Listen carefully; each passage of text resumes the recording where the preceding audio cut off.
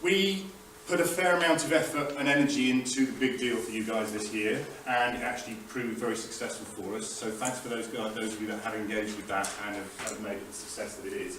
And it's on the back of the big deal that the business likes to see me talking to you guys in group sessions, because we can probably get a great deal more done when I'm standing in front of 9 of you than perhaps taking up your time when you're sat in your branches. Now, I know this is the start of a meeting and we'll be talking about a lot of numbers today.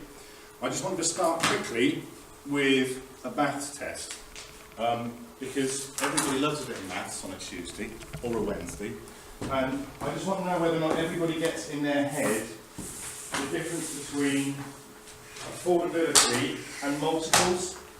It's just a very quick 2 minutes, because I find it quite instructive to see whether everybody understands it, because this is one of the bigger challenges that I think that we've faced in our industry over the last few years since MMR came in. If you've got somebody that's earning £25,000 a year, and you're using a lender that's got a 4 times multiple, what will that lender lend that person? £100,000, bang on. If that person's got a £50 a month loan commitment, how do you work out what impact that has on how much a lender will lend to? Put it in the affordability criteria. Good answer.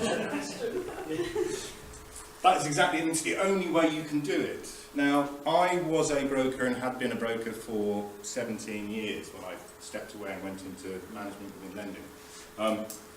The way that we used to do it, in the old world, where we talked about multiples, was you'd take that £50 and you'd analyse it, 600 quid. You'd take that £600, you'd deduct it from the annual salary, which meant the amount that you were using for the borrowing was now £24,400. Yep. And then you'd multiply that by the 4 times that the lender would use.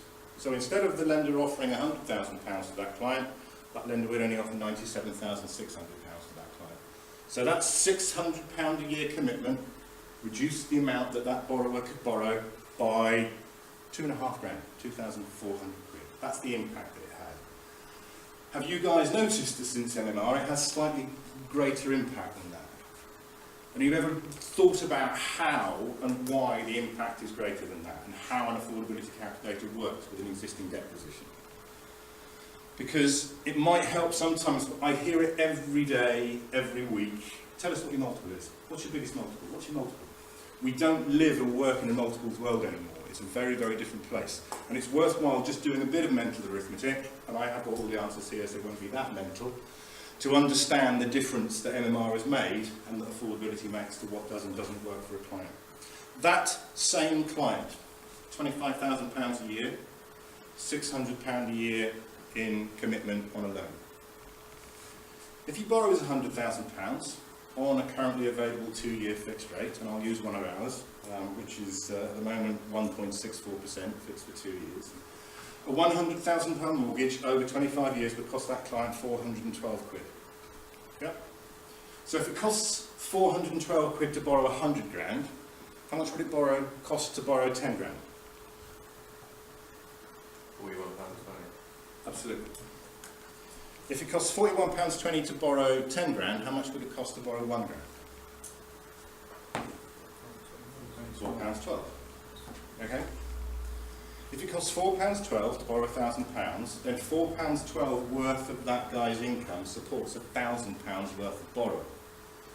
So if you move £50 a month from that guy's monthly ability to borrow money, £4.12, divide your 50 by £4.12, multiply it back up by the 1,000, and you get £12,135.